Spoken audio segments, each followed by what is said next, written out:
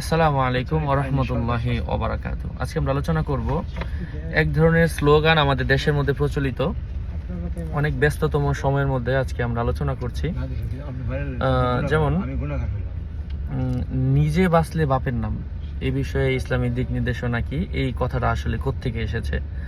আমরা যদি বিভিন্ন বই পড়ি, বিভিন্ন আর্টিকেল পড়ি, আমাদের কাছে বিষয়গুলো স্পষ্ট হয়ে যায়। এগুলো হচ্ছে হিন্দুয়ানি স্লোগান। একটা সময় বাংলাদেশের মধ্যে শাসন করতো হিন্দুরা, ব্রিটিশরা। তো যেখান থেকে এই হিন্দুয়ানি স্লোগানগুলো এখনও বাংলার মধ্যে কিছু কিছু রয়ে গেছে।